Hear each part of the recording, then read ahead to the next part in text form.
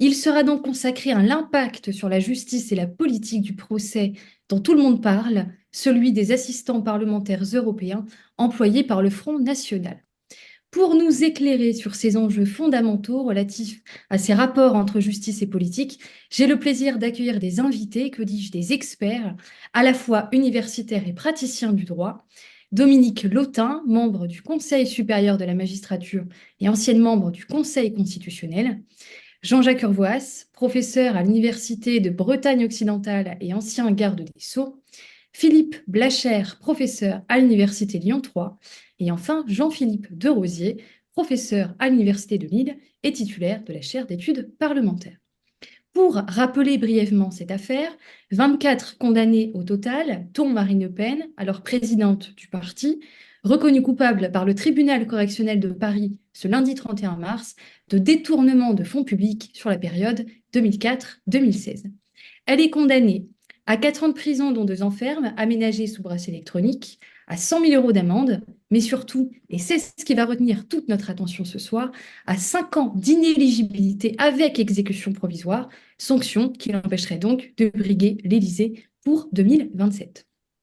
Si l'on s'intéresse à la justification du caractère immédiat de la peine d'inéligibilité, la présidente Bénédicte de Pertuis a déclaré que le tribunal avait, je cite, pris en considération, outre le risque de récidive, le trouble majeur à l'ordre public, en l'espèce le fait que soit candidate à l'élection présidentielle une personne déjà condamnée en première instance.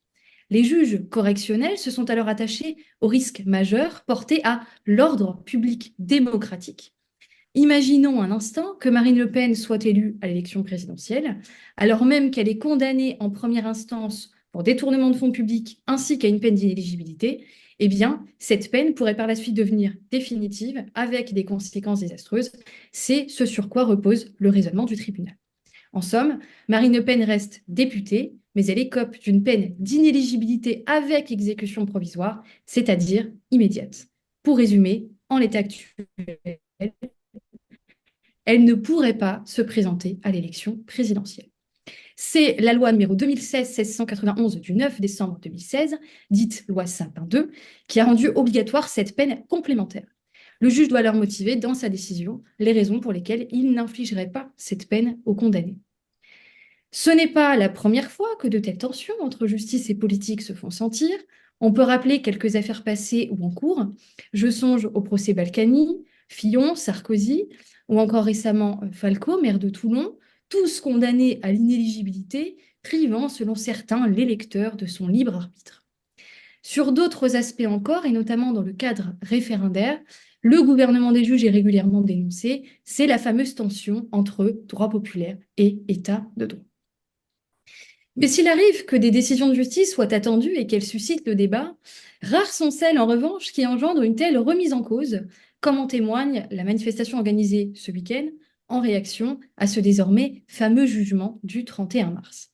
Alors, cette manifestation n'a que faiblement mobilisé, certes, mais tout de même, ce qui est saisissant, c'est cet élan de critique, y compris de la part de gouvernants, nous le verrons, à l'encontre du verdict de l'institution judiciaire, qui sanctionne pourtant, il faut le rappeler, un détournement de fonds de plusieurs millions d'euros. Juste avant d'entrer dans le vif du sujet, j'invite donc chaque intervenant à nous livrer sa perception de la situation à titre préliminaire afin de poser le débat. Jean-Philippe Derosier, pour commencer, s'il vous plaît.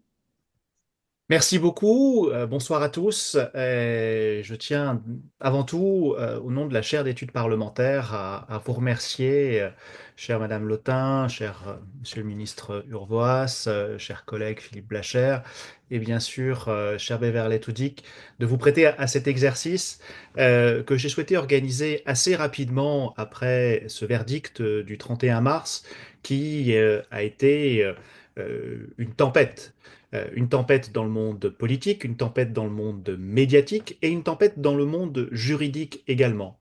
Pas forcément à chaque fois pour les mêmes raisons.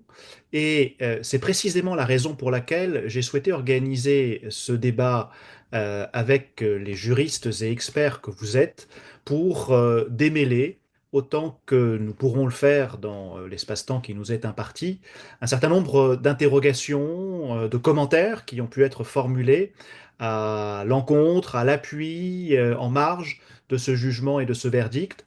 Il ne s'agit pas de commenter la décision, il ne s'agit pas de faire un procès à charge ou à décharge des juges et de ce jugement, mais d'avoir une discussion entre nous à partir des éléments qui ont pu être évoqués sur cette inéligibilité provisoire, immédiate, sur le procès politique, sur la motivation, sur le rôle de la justice à l'égard des politiques. Et je sais que vous trois, quatre, et même nous cinq avec Beverly Toudik, avons un avis sur le sujet, sommes des experts de cette question par nos expériences professionnelles. Et donc je suis très heureux et très honoré que vous ayez accepté de participer à ce débat et je vous en remercie. Merci, je me permets de passer la parole à Dominique Lotin. Je vous remercie et merci à Jean-Philippe Rosier de m'avoir permis de participer à ce débat. Ce que je voudrais dire en introduction, c'est que, comme vous l'avez d'ailleurs souligné, si les tensions sont sans doute de plus en plus fortes entre justice et politique, c'est peut-être, et peut-être, je dirais même surtout, parce que dans le mouvement général de moralisation de la vie politique et de restauration de la confiance des citoyens envers les politiques et les élus, le législateur a choisi d'abord, bien sûr, de confier au juge judiciaire, il ne pouvait pas en faire autrement, la difficile mission de sanctionner les élus auteurs de détournement de fonds publics ou de financement illicite de leur parti, mais c'est surtout parce qu'il a souhaité accroître la sévérité de ces sanctions et qu'il a confié au juge non seulement la possibilité d'appliquer des sanctions traditionnelles en matière pénale que sont l'emprisonnement et les condamnations pécuniaires, mais parce qu'il a donné aussi au juge la possibilité de prononcer l'inéligibilité des politiques auteurs donc de ces infractions de détournement de fonds publics ou de financement illicite de leur parti. Si on ajoute à cela la percussion inévitable entre le tempo judiciaire et le tempo électoral, on a effectivement tous les ingrédients pour assister à une politisation du débat judiciaire, même si naturellement, dans l'enceinte de leur palais de justice, les juges s'en tiennent éloignés. Et à cela, je crois aussi, juste dire un mot pour lancer un peu le débat, c'est qu'il faut aussi avoir conscience que les attaques contre les juges s'inscrivent dans un mouvement général de déstabilisation de l'État de droit et de nos démocraties européennes. Et ce mouvement, on le voit, dépasse largement les frontières de l'Europe, comme en témoignent d'ailleurs les réactions de dirigeants étrangers, notamment américains et russes. Voilà, je m'en tiendrai là pour l'introduction de ce débat. Merci beaucoup, Jean-Jacques Urvoas, sur ce point. Merci beaucoup de votre invitation. Merci à Jean-Philippe de Rosier d'avoir pris cette initiative et à vous, madame, de prendre le risque de l'animer, puisqu'il va y avoir beaucoup d'éléments et beaucoup de questions. Mon premier commentaire, c'est mon inquiétude devant une situation qui est dans un durcissement que je n'avais jamais connu. Maudire son juge, c'est assez classique, puisque personne ne pénètre dans un tribunal par plaisir. La victime évidemment préférait ne pas y être. Le mis en cause ou la mise en cause, de la même façon, préférait être ailleurs. Et puis, quelques semaines passées dans le tribunal, quand on en sort, on est rarement content. La victime considère que son préjudice n'a pas souvent été reconnu à la hauteur de ce qu'elle a ressenti, et le coupable considère bien souvent qu'il est injustement puni et trop sévèrement dans tous les cas de figure. Donc, maudire son juge, c'est aclé, c'est peu prévisible. Ce qu'il y a d'inquiétant, parce que c'est plus rare et donc c'est préoccupant, c'est que l'on est passé du fait de maudire des juges au fait de maudire les juges.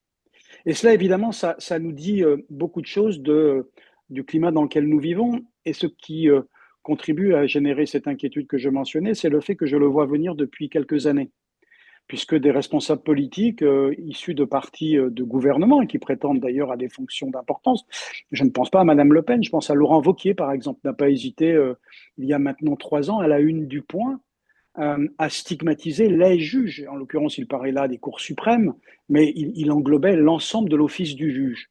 Et donc, c'est une manière de préparer une désinhibition qui aujourd'hui occupe largement nos écrans et sature l'opinion, ce qui est inquiétant parce que c'est en fait une conception bizarre de la séparation des pouvoirs. Montesquieu l'a théorisé, pour protéger nos libertés, il faut cette séparation des pouvoirs. Mais nous savons depuis bien longtemps qu'en vérité, le législatif et l'exécutif, c'est les deux faces d'une seule pièce, celle du pouvoir gouvernant. La vraie division, elle est entre justement l'exercice du pouvoir gouvernant et le pouvoir judiciaire. Et donc, stigmatiser, dénigrer, critiquer les juges, c'est traduire une forme d'organisation de la société qui personnellement me fait pas rêver. Ces propos peu encourageants, Philippe Blacher. Oui, bonsoir. Bonsoir, merci pour votre invitation. Je tiens à remercier bien évidemment le professeur Jean-Philippe de Rosier pour sa confiance et puis toute l'équipe de la chaire pour son invitation. J'ai grand plaisir à discuter, à échanger avec Monsieur le ministre et avec Madame Lotin sur des sujets qu'ils maîtrisent bien mieux que moi. Et d'ailleurs, je suis un peu exotique dans ce panel puisque je ne suis pas spécialiste évidemment des questions en lien avec la fonction judiciaire. J'avais d'ailleurs émis auprès de Jean-Philippe de Rosier des réserves sur la tenue de cette conférence. D'abord parce que l'affaire judiciaire n'est pas définitivement tranchée, car il y a appel. Il convient donc quand même de garder à l'esprit cette donnée. Et puis, la décision vient d'être rendue et on peut déjà lire un flot d'articles, de commentaires savants, ou plus ou moins savants, de la part de juristes, pas forcément que des constitutionnalistes, ce qui témoigne que certes, la décision est sans doute intéressante, passionnante, mais peut-être qu'il faudrait un peu plus de temps pour pouvoir la décrypter, l'analyser de manière, on va dire, académique. Alors, ceci étant, pour un universitaire, il me semble que cette décision rendue par le tribunal judiciaire, elle rappelle l'imbrication de plus en plus forte entre le droit pénal, d'une part, et le droit constitutionnel, d'autre part, ce que l'on a tendance un petit peu à oublier. Et à titre préalable, je souhaiterais quand même rappeler que la décision a été rendue parce que le juge a été saisi. On l'oublie souvent dans les commentaires qu'on lit. Au départ, il y a quand même des parties qui saisissent le juge. Le juge n'est pas là spontanément à agir contre les politiques, mais le juge, il est saisi et c'est le Parlement européen qui a saisi d'abord dans un premier temps la justice européenne, puisque là encore, je ne l'ai pas lu récemment, mais la Cour de justice de l'Union européenne avait rendu une décision en mai 2019 sur la même affaire. Et depuis 2017, la Cour de justice de l'Union européenne et le Parlement européen avaient envisagé l'hypothèse de poursuite judiciaire devant les juridictions françaises.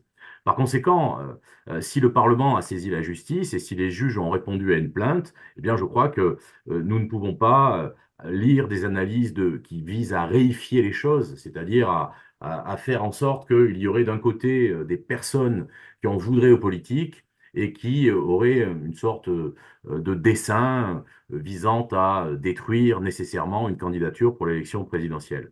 Et je crois on peut pas soutenir, pour résumer cette affaire, qu'il s'agit d'un règlement de compte entre les juges et les politiques, mais je crois que, évidemment, nous allons, tout au long de ces débats, avoir l'occasion de le rappeler. Tout à fait, merci. Et donc, ce que l'on peut voir, pardon, après ce premier tour d'écran, dirons-nous, que quelque part, ce qui se joue en filigrane, ce sont les interrogations qui se tissent autour de la théorie des apparences, puisqu'on le sait, dans une démocratie et dans un état de droit, la justice, elle ne doit pas seulement être dite, mais plus encore, les citoyens doivent avoir le sentiment que justice a bien été rendue. Et vous vous accordez tous à dire, en tout cas, que sur ce point, eh bien, la critique du gouvernement des juges est à la mode. Et donc, cela nous amène à plusieurs questionnements. La démocratie aurait-elle disparu? Ferions-nous face à un excès de pouvoir des juges? Ou au contraire, notre démocratie est-elle pleinement illustrée dans cette affaire, puisque les juges n'hésitent pas à s'attaquer aux puissants au nom de l'état de droit, justement? Tout cela démontre bien, évidemment, la raison d'être de ce webinaire, solliciter le regard de juristes avertis sur un débat bien trop facilement politisé, orienté et manipulé par les gouvernants eux-mêmes en première ligne. Car on assiste en effet, et Jean-Jacques Urvoas le rappelait bien, à une vague de soutien, je suis marine, de figures internationales peu élogieuses vis-à-vis de l'état de droit, mais bien plus surprenant encore en France, de politiques à droite comme à gauche, je cite, aujourd'hui c'est la démocratie française qui est exécutée, a déclaré Jordan Bardella, président du RN. La France est-elle encore une démocratie? S'est interrogé Éric Ciotti, chef de file du groupe UDR à l'Assemblée, quand Jean-Luc Mélenchon m'a rappelé que, je cite, la décision de destituer un élu devrait recourir au peuple. Et le Premier ministre lui-même, François Bayrou, se dit troublé par le jugement. Je me tourne donc vers Jean-Jacques Urvoas en tant qu'ancien garde des Sceaux. Peut-on réellement aller jusqu'à dire que ce jugement, et en particulier l'exécution immédiate, est un déni de démocratie, voire une violation d'état de droit, comme le fustige Marine Le Pen? Et pour reprendre l'intitulé de ce webinaire, Justice et politique, peut-on aller jusqu'à dire que les juges auraient rendu un jugement politique ou qu'ils auraient fait le procès politique de Marine Le Pen, comme on peut l'entendre? Alors, j'ai le droit de pas répondre oui ou non simplement. Je vais essayer de m'expliquer de manière un peu plus claire en ayant précisé que je ne suis pas magistrat. Et donc, mon regard n'est nourri que d'une expérience que vous avez gentiment rappelée et qui a déjà maintenant quelques années. Je voudrais vous faire en fait 4 observations. Voilà. La première observation, c'est les juges, ça ne veut pas dire grand-chose. Parce qu'on le lit nous-mêmes, d'ailleurs, nous utilisons les juges. Mais les juges, en France, c'est 8200 personnes, dont 6200 sont effectivement des juges qui jugent, c'est-à-dire ceux que l'on appelle le siège. Les autres, les 2000 qui ne sont pas dans mon comptage, c'est le parquet, le ministère public. Donc, il est par définition réducteur de dire les juges auraient fait de la politique ou cette tyrannie des juges qui, comme disait Marine Le Pen, donc le 31 mars sur TF1, se serait comporté en adversaire politique. Cette précaution apportée, deuxième interrogation implicite liée à votre interrogation. Est-ce que les juges ont des opinions politiques? Eh bien, je vais vous dire, j'espère. J'espère qu'ils ont des opinions politiques parce que j'espère qu'ils vont voter comme tous les citoyens quand ils sont appelés aux urnes. Et voter, c'est justement choisir, manifester une conviction politique. Et donc, il est évident, il est probable, il est entendu, enfin, dites-le comme vous voulez, qu'il y a des juges qui votent à l'extrême gauche et qui votent à droite. De la même manière, d'ailleurs, qu'il y a des policiers qui votent à gauche ou des gendarmes qui votent au centre. Et j'en connais même certains, figurez-vous, qui ont des convictions religieuses. Mais visiblement, ça pose moins de problèmes puisque je n'ai entendu personne proposer qu'on interdise aux juges de rentrer dans une synagogue, dans une mosquée ou dans une église. Donc il faut resserrer le propos. Est-ce que l'opinion politique, les convictions politiques des juges, est-ce qu'elles influencent leur jugement?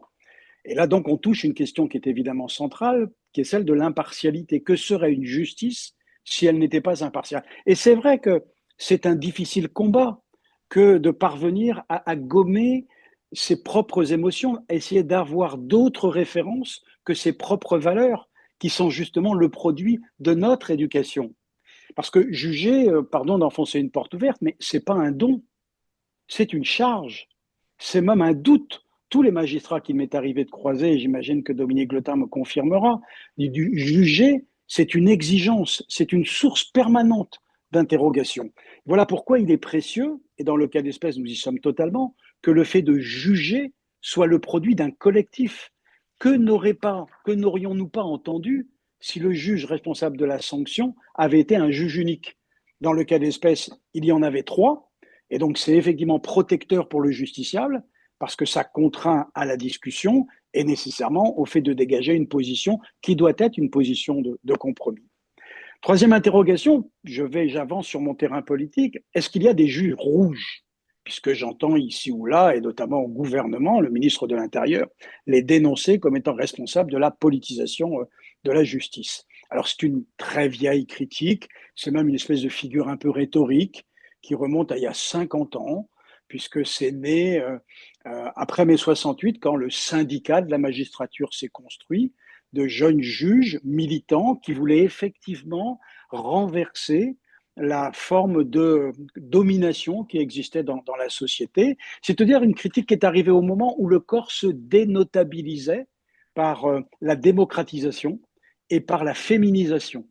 Et on visait, on le rappelle ad nauseam, une harangue par un magistrat qui s'appelait Baudot en 1974, qui a d'ailleurs été sanctionné pour cela, et qui disait à ses collègues, soyez partiaux entre, alors je vais le citer précisément, pour maintenir la balance entre le fort et le faible, il faut que vous le fassiez pencher d'un côté. Et donc c'est vrai que vous avez rituellement, systématiquement, une dénonciation du syndicat de la magistrature et de son action qui servent à étayer l'accusation, et on nous resserre le scandaleux mur des cons de 2013, qui fut d'ailleurs, la présidente du syndicat de la magistrature, c'est moins rappelé que le mur des cons, a été condamnée pour cette affaire, condamnée en première instance, condamnée en appel, et son pourvoi en cassation a été rejeté, donc elle a été définitivement condamnée. Mais personne ne démontre jamais le lien entre un jugement précis et l'influence supposée du syndicat en question. Je rappelle, pour ceux qui ne le savent pas, mais c'est quand même suffisamment édifiant, que le dit syndicat, il fait moins de 30% aux dernières élections professionnelles, moins de 30%, et de ce que j'en ai lu, il aurait moins de 800 adhérents, à mettre en regard des 8300 magistrats. Et il faudrait quand même que ça soit incombe que les 3 magistrats du tribunal correctionnel de Paris soient membres du syndicat de la magistrature. Je n'ai jamais d'ailleurs lu non plus d'articles qui arrivent à nous démontrer, en matière sociologique en tout cas, qu'il y a la formation syndicale produit des jugements différenciés. Je ne l'ai lu nulle part. Et en plus, il n'y a que 3300 magistrats, c'est-à-dire la moitié du corps, qui sont syndiqués. Et donc, cette accusation de juge rouge, c'est évidemment en vérité simplement un prétexte pour dénigrer un jugement, pour essayer de lui enlever toute pertinence. Ma dernière interrogation, et je vais m'arrêter là, c'est de dire un mot évidemment du statut des juges, puisque la Constitution protège, dans l'article 64, les juges du siège, c'est-à-dire ceux qui jugent justement par l'inamovibilité, c'est-à-dire qu'on ne peut pas les bouger, ils n'ont pas d'affectation qui ne recueille pas leur assentiment, ils n'ont pas de hiérarchie, leur carrière relève du Conseil supérieur de la magistrature, ils ne reçoivent pas de consignes de l'extérieur ni de l'intérieur. Et au fond, c'est d'ailleurs ça qui est le plus important, c'est que ça leur permet d'être sereins pour exercer cette terrible responsabilité qui est celle de juger. Vous savez, il m'est arrivé d'avoir la chance de décorer Pierre Truche, qui était le premier président de la Cour de cassation et qui a d'ailleurs aussi été le procureur général de la même cour. Et à la veille d'un passage à l'École nationale de la magistrature où je venais assister à la prestation de serment des jeunes auditeurs de justice qui allaient devenir magistrats. Et j'avais demandé à Pierre Truche quel message je pouvais leur passer en son nom. Et il m'avait dit, vous n'avez qu'un seul message à leur dire, qu'ils se méfient de leur propre dépendance. Eh bien, je crois que nous sommes là au cœur de l'acte de juger. Marc Aurèle disait, seul un juge serein est en capacité d'exercer sa fonction. La Constitution est là pour leur permettre d'avoir la dite sérénité.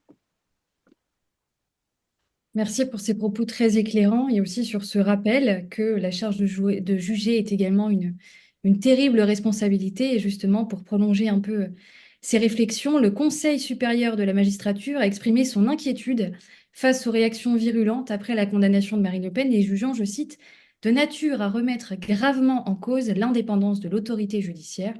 Rémi Heitz, qui est le procureur général près la Cour de cassation, a d'ailleurs alerté sur toutes les pressions qui pèsent actuellement sur la présidente du tribunal, laquelle a dû bénéficier d'une protection policière depuis le prononcé du verdict.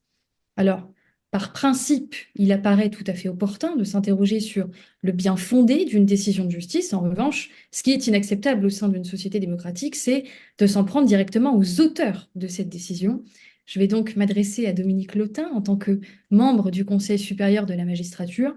Que penser de ces attaques personnelles faites directement à l'encontre des magistrats et surtout, quelles sont les répercussions quelles répercussions, sont-elles susceptibles d'avoir sur le principe constitutionnel dit de l'indépendance de l'autorité judiciaire? Oui, alors je vous dirais tout d'abord que si le Conseil supérieur de la magistrature a évidemment souhaité diffuser ce communiqué, ce n'est évidemment pas pour défendre une décision judiciaire ni défendre les juges. Ce n'est pas son office et ça n'aurait pas de sens en tant que tel. mais comme vous l'avez dit, c'est parce que, et le Conseil le rappelle d'ailleurs dans son communiqué, si toute décision judiciaire peut donner lieu à des commentaires, voire des critiques, après tout, sur la motivation ou sur les sanctions qui sont prononcées, là où les choses dérapent et là où effectivement il y a la mise en cause de l'indépendance du juge et de l'autorité judiciaire, c'est lorsque ces réactions sont d'une telle virulence et surtout lorsque les attaques qui sont faites prennent la forme de menaces et de menaces visant personnellement les magistrats en charge des dossiers et en charge de juger.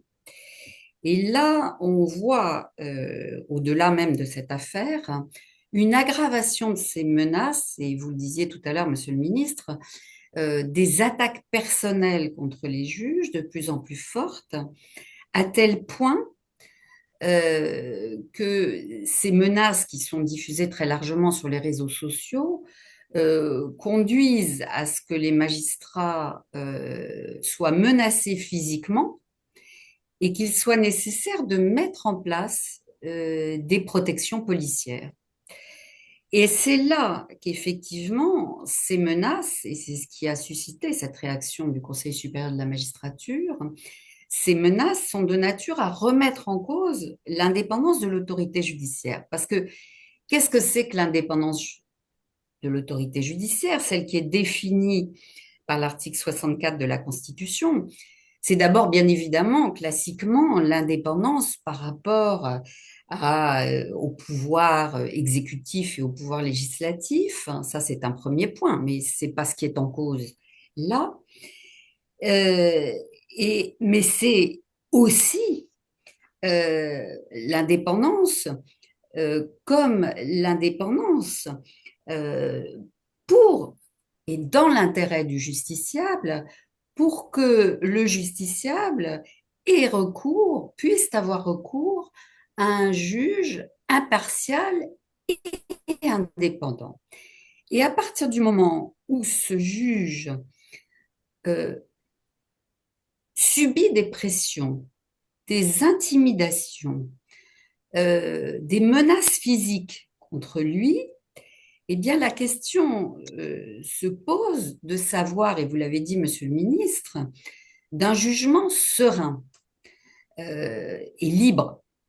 C'est-à-dire que le juge, lorsqu'il prend sa décision, ne doit ni craindre pour lui-même, ni craindre pour sa famille, et être certain que la réflexion, l'analyse qu'il va porter sur le dossier dont il est en charge, ou l'accusation qu'il doit porter quand il est au parquet, eh bien, il doit être certain, et le justiciable doit être certain, que ce juge n'est inspiré ni par la crainte, ni par la colère, ni par l'inimitié, ni par ses propres convictions. Et lorsqu'un juge subit de telles menaces physiques, il y a un risque qu'effectivement, il n'ait plus cette sérénité dans les débats et qu'il n'ait plus cette liberté, ce libre arbitre qui permet au juge d'être totalement indépendant. Et encore une fois, l'indépendance du magistrat n'est pas une indépendance pour protéger le juge, mais une indépendance pour le justiciable. Et s'il faut protéger le juge, c'est parce qu'il faut qu'il soit indépendant. J'espère que je suis suffisamment claire, mais parce que, encore une fois, de telles menaces conduisent, un juge, c'est un homme, c'est une femme, il peut avoir des craintes, il peut avoir encore une fois de la colère, et donc dans ces cas-là, le jugement peut être modifié. Et c'est la raison pour laquelle le Conseil supérieur de la magistrature, garant de l'indépendance de la magistrature, est intervenu pour rappeler la nécessité que les commentaires qui sont faits, que les critiques qui peuvent être portées soit mesurée et qu'en tous les cas, elle ne porte pas, elle n'engage pas de menace à l'égard de la justice. C'est en cela que l'indépendance de la justice est compromise et qu'il est nécessaire de réagir. Alors, ce que je voudrais rappeler aussi, c'est évidemment que euh, l'indépendance,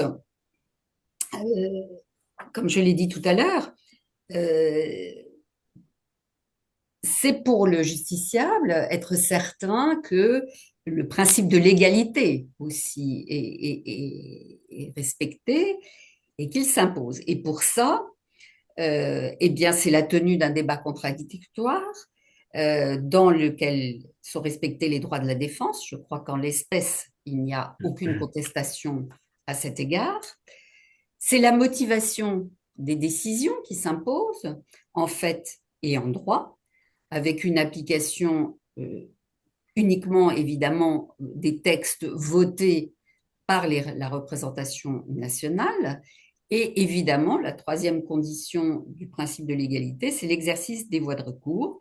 Et dans cette affaire, bien évidemment, la justice a respecté ce principe de l'égalité dans toute cette dimension. Voilà, j'espère avoir répondu à vos questions. Et ce que je crois extrêmement difficile aussi dans ce débat, on aura l'occasion de le dire un peu plus tard, c'est que les attaques politiques, pardon, voire populistes auxquelles on assiste, ces attaques contre les juges, euh, vont bien au-delà évidemment de la décision elle-même et de sa motivation. Et toute la difficulté, c'est de faire comprendre à travers la motivation des magistrats qui font quand même plus de 150 pages dans cette affaire, c'est de faire comprendre la complexité du débat et la complexité auquel les magistrats ont dû faire face. Et je crois qu'ils ont, à cet égard, rempli tout leur office. Voilà ce que je tenais à rappeler sur l'indépendance de la justice. Merci justement pour ce rappel des garanties dont bénéficient les justiciables. On reviendra sur ces attaques populistes à l'encontre du soi-disant gouvernement des juges. Mais pour revenir sur cet excès de violence dont on parle justement, il est lié à la sanction, ou plutôt aux modalités d'exécution de la peine complémentaire de Marine Le Pen, à savoir son inéligibilité avec exécution provisoire, c'est-à-dire immédiate. Alors, nombreux sont ceux qui dénoncent le caractère excessif, voire injuste, de cette modalité de sanction. On en vient alors à se questionner sur tout simplement le sens même de la peine d'inéligibilité. Quelle est sa signification? Quelles sont ses origines, sa justification, ses vertus? Et dans le prolongement de ces questions, qu'en est-il de la fréquence du prononcé de ces peines complémentaires? A-t-on déjà assisté en France ou à l'étranger à de tels cas d'inéligibilité avec exécution provisoire? Et puis, tout simplement, comment est-ce que l'on pourrait caractériser ce type de sanction? Alors, professeur Philippe Blacher, pouvez-vous nous éclairer sur ces différents points? Je ne sais pas si je peux vous éclairer, mais en tout cas, c'est vrai que cette décision est l'occasion de découvrir pour le grand public ou de redécouvrir pour les étudiants qui ont suivi un cours de première année en droit constitutionnel cette notion d'inéligibilité. En réalité, si vous ouvrez un manuel classique de droit constitutionnel, j'en ai quelques-uns à ma disposition ici dans ma bibliothèque, par exemple le manuel d'Oriou, celui de Gèze ou celui du doyen Vedel, manuel élémentaire, il y a toujours une entrée inéligibilité et vous pouvez voir que cette notion, elle a toujours existé en droit public français. Elle a toujours existé car il y avait traditionnellement dans l'organisation du pouvoir politique et dans la manière dont la démocratie ou le gouvernement représentatif s'est organisé, ces cas, ces hypothèses dans lesquelles certaines personnes se voient privées de la possibilité de concourir à une élection. Et généralement, c'est ce que propose par exemple le doyen Oriou, on distingue les inéligibilités liées à la fonction, c'est-à-dire le préfet, par exemple, qui n'a pas le droit de se présenter dans le ressort au sein duquel il exerce pendant quelques années. et puis les inéligibilités liées à une décision de justice. Voilà la classification classique que l'on retrouve dans tous les manuels de droit et que l'on retrouve aussi aujourd'hui en droit positif dans le code électoral, puisque la peine d'inéligibilité correspond actuellement à une peine complémentaire de privation des droits civiques prononcée obligatoirement pour des délits, notamment de détournement de fonds publics. Alors, sur le sujet, moi j'invite les auditeurs à lire la très belle thèse, parce qu'à l'université on produit aussi des thèses, de Madame Camille Hénès, une magnifique thèse sur la privation des droits civiques et politiques, thèse dans laquelle cet auteur démontre que le droit pénal comporte une dimension instituante. On a effectivement tendance à faire du droit constitutionnel et de la théorie du droit constitutionnel en délaissant le droit pénal, et cet auteur propose justement de reconstruire la notion de citoyenneté en intégrant les apports du droit pénal. Et c'est passionnant parce qu'elle nous démontre que contrairement à ce que l'on enseigne en droit constitutionnel dans les facultés de droit, le cœur de la citoyenneté, ce n'est pas la nationalité, là où on a tendance à relier les deux notions, mais au contraire, c'est son revers d'une certaine manière.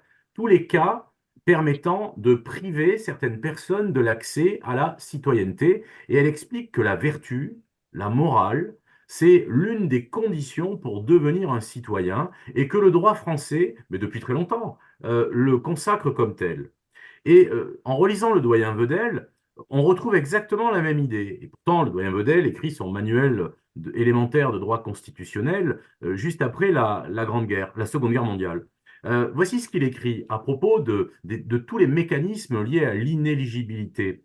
Tous ces cas, dit-il, reposent sur l'idée que l'électorat ne peut être reconnu qu'à des individus n'ayant pas démérité et ayant gardé un minimum de valeur morale. Alors, il fait référence au cas d'inéligibilité de l'époque. Et à l'époque, par exemple, il y a le cas des faillis. Effectivement, la loi interdit aux faillis, c'est-à-dire aux chefs d'entreprise qui ont mal géré leurs affaires, de pouvoir se présenter à une élection. Alors, tout comme la morale évolue, eh bien, les mœurs évoluent, la loi évolue, et depuis quelques années, en France, le législateur vise les atteintes au devoir de probité commises par les responsables publics, et ce sont ces atteintes qui sont frappées d'inéligibilité. Tout à l'heure a été évoquée la moralisation de la vie politique. Eh bien, nous en sommes là. Et effectivement, on s'aperçoit au niveau des statistiques que les cas d'inéligibilité du personnel politique et des responsables publics, eh bien, augmentent de façon spectaculaire. En quelques chiffres, en 2016, il y a eu 171 condamnations. En 2022, 9 000. En 2023, on est à plus de 16 000. Ce qui montre bien que la législation a tenu compte de cette évolution de la notion même de valeur et de morale. Et au niveau de l'appareil judiciaire, eh bien, il y a une évolution des infractions qui sont commises sur et qui sont sanctionnées sur ce motif. Alors, est-ce que la situation française est singulière? La réponse est non. Il suffit d'aller sur le site internet du Parlement européen pour s'apercevoir que dans tous les États, vous avez également des cas à peu près similaires d'inéligibilité prévus par les textes, notamment par le code pénal des différents pays, la Belgique, l'Italie, le Luxembourg, les Pays-Bas, le Royaume-Uni.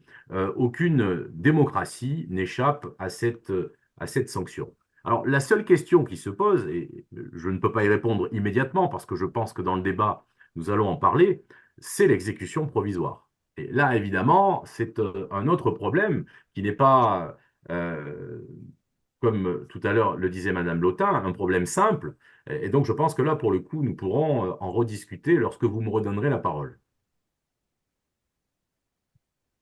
Merci pour cette transition toute trouvée, parce qu'on va revenir là justement sur ce caractère d'exécution provisoire, puisque donc Marine Le Pen a annoncé attaquer la constitutionnalité d'une part de la disposition législative consacrant cette modalité de sanction, et d'autre part, elle s'est dite ouverte à en contester la conventionnalité devant la Cour européenne des droits de l'homme. Alors, on sait pourtant qu'une QPC rallonge les délais de procédure, hein, alors que Marine Le Pen presse la justice, et que, par ailleurs, La Cour de cassation s'était déjà prononcée sur une demande de QPC relative justement à l'exécution provisoire de la peine d'inéligibilité en refusant de la renvoyer au Conseil constitutionnel. Par conséquent, cette QPC est-elle véritablement utile? Est-ce simplement une annonce, voire une mesure dilatoire? Peut-elle aboutir et servir les intérêts de Marine Le Pen? Alors Jean-Philippe de Rosier sur cette question. Merci beaucoup.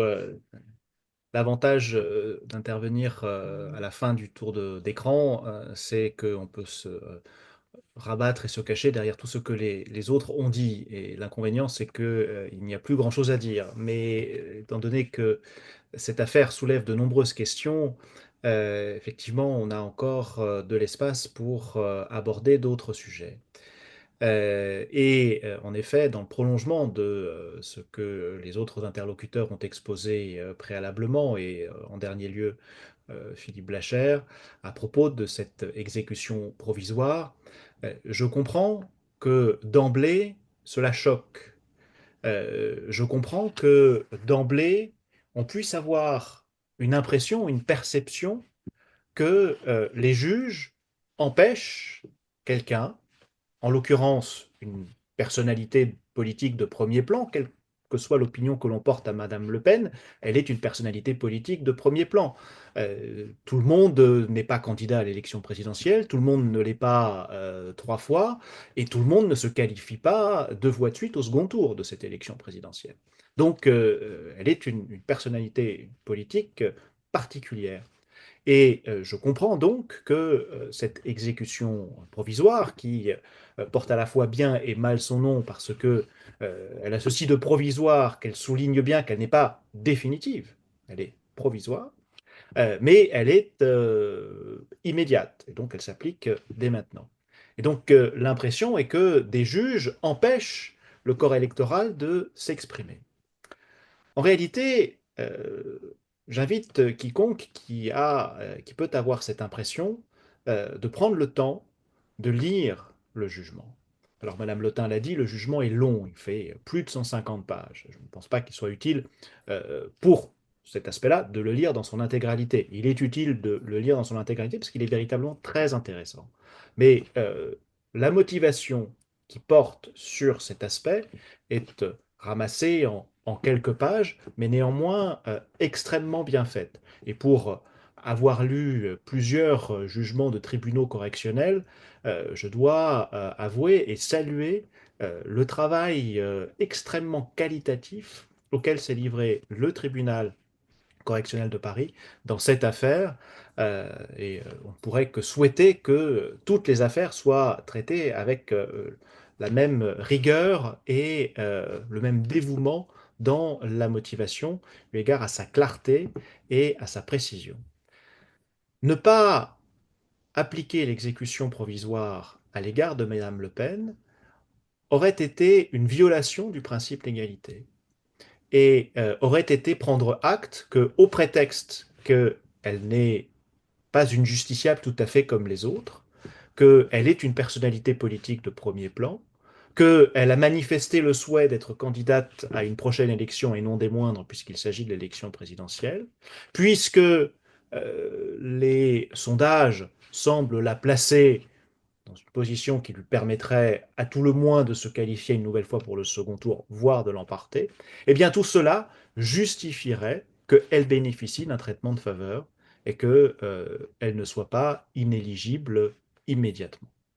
À l'inverse, les juges ont retenu que, à leurs yeux, il y avait un certain nombre de faits qui étaient suffisamment probants pour les convaincre de la culpabilité de Madame Le Pen dans cette affaire.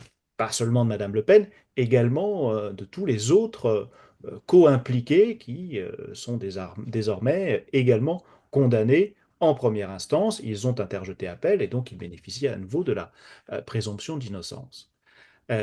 Mais aux yeux de ces juges de première instance, il y a des faits suffisamment probants pour qu'ils soient convaincus de la culpabilité de Madame Le Pen.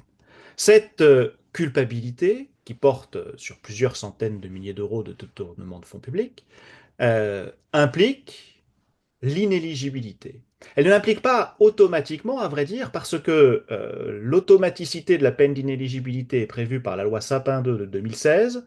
Or, les faits s'arrêtent précisément juste avant la loi Sapin 2 et donc ne sont pas concernés par cette automaticité de la peine, si bien que les juges ont d'abord motivé l'inéligibilité à l'égard des personnes pour lesquelles ils l'appliquent, et notamment Madame Le Pen, en considérant que cette peine d'inéligibilité se justifie par le souci d'une recherche d'exemplarité et de probité des élus, quels qu'ils soient, et en particulier les élus de la République, que c'est précisément ce qui a conduit à l'évolution du droit en cette matière, et notamment à la loi Sapin 2, qui n'est pas applicable dans l'espèce, et au fait que donc cette peine d'inéligibilité soit désormais automatique, et que, par conséquent, puisque à leurs yeux, Madame Le Pen est coupable de détournement de fonds publics, eh bien, elle ne présente pas les garanties d'exemplarité et de probité que l'on est en droit d'attendre de la part de nos élus, et cela justifie qu'elle soit déclarée inéligible. Ça, c'est le premier temps. Deuxième temps, faut-il appliquer immédiatement cette peine d'inéligibilité, donc avec l'exécution provisoire.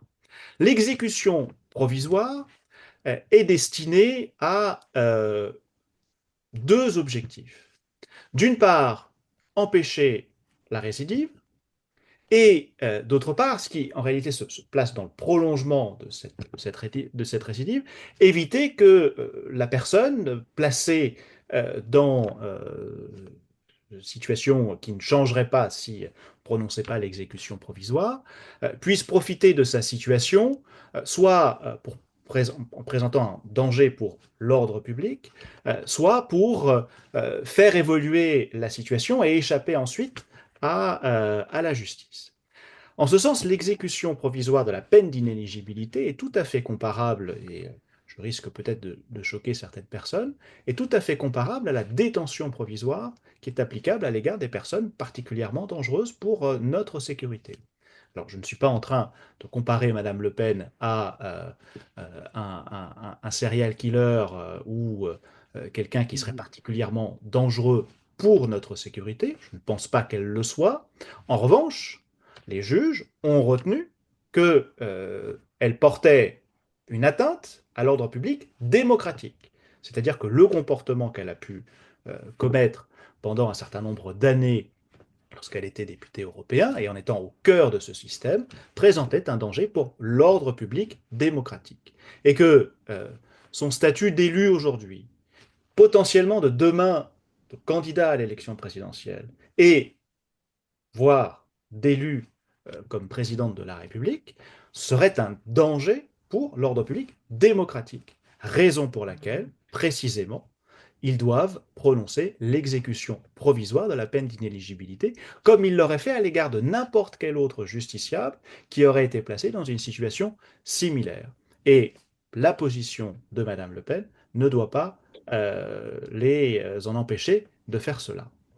Maintenant, Madame Le Pen, comme elle en a le droit, se défend et interjette appel, clame son innocence, comme elle en a le droit bien sûr, et souhaite introduire une question prioritaire de constitutionnalité contre notamment cette exécution provisoire. Il se trouve que il y a quelques jours maintenant, le Conseil constitutionnel a rendu une QPC qui ne concernait pas du tout Marine Le Pen, dont on a parlé, c'était le 28 mars dernier, mais qui concernait l'exécution provisoire à l'égard d'un élu local, et plus précisément d'un élu municipal de Mayotte. Et au détour de cette QPC, le Conseil constitutionnel a émis ce que l'on appelle dans notre jargon de constitutionnaliste une réserve d'interprétation, c'est-à-dire qu'il a validé la constitutionnalité de ce qui lui était demandé, sous réserve qu'on l'interprète d'une certaine façon, et il a expliqué cette façon. Sauf que cette réserve d'interprétation ne portait pas tant sur la question qui lui était posée, je ne rentre pas dans le détail pour ne pas être trop long, c'est une interprétation du Conseil d'État, que sur, en réalité, l'article 471 du Code de procédure pénale, qui concerne très précisément l'exécution provisoire. C'est-à-dire qu'il a dit que cette exécution provisoire était conforme à la Constitution, sous réserve qu'elle ne porte pas une atteinte disproportionnée à la liberté de l'électeur et la liberté qu'ont ces électeurs de choisir leurs élus. Si bien que, en réalité, il a déjà examiné la constitutionnalité de l'exécution provisoire et il en a confirmé la conformité à la Constitution. Ce dont ont tenu compte les juges le 31 mars en rendant leur jugement, et ils citent la motivation du Conseil constitutionnel en justifiant la proportionnalité de cette peine. Et donc, je suis assez réservé sur les chances de succès de cette QPC de la part de Mme Le Pen, parce que, à supposer que la Cour d'appel transmette la QPC à la Cour de cassation, je ne suis pas du tout convaincu que cette dernière considère, d'une part, que l'article en question n'a pas déjà été déclaré conforme à la Constitution, et d'autre part et surtout, que la question présente un caractère sérieux, c'est la dernière condition qui doit être remplie, sachant que sur la présomption d'innocence, sur le droit au procès équitable, sur le droit au recours, la Cour de cassation s'est déjà prononcée sur ce sujet, vous l'avez dit, dans le cadre d'un arrêt du 18 décembre 2024 relatif à l'affaire Falco, en refusant de transmettre la QPC. La seule chose qui vient en plus dans l'argumentation de Mme Le Pen, c'est la liberté de l'électeur de choisir son élu, et précisément sur ça, le Conseil constitutionnel s'est exprimé avec une réserve d'interprétation en confirmant la conformité à la Constitution. Donc, je suis assez sceptique sur les chances de succès. Alors, j'ai l'impression que cette question peut susciter le débat. Est-ce que Philippe Blacher souhaiterait rebondir sur ce qu'a dit Jean-Philippe de Rosier? Non, pas nécessairement, mais enfin, Bon, pourquoi pas. j'avais Je suis... l'impression que... Non, non, disons que sur la constitutionnalité de l'exécution provisoire, je serais peut-être plus nuancé que mon collègue Jean-Philippe de Rosier, parce que dans son principe même, l'exécution provisoire va à l'encontre du caractère suspensif de l'appel et par conséquent porte potentiellement atteinte au droit à un recours juridictionnel effectif qui est garanti par l'article 16 de la Déclaration des droits de l'homme et du citoyen.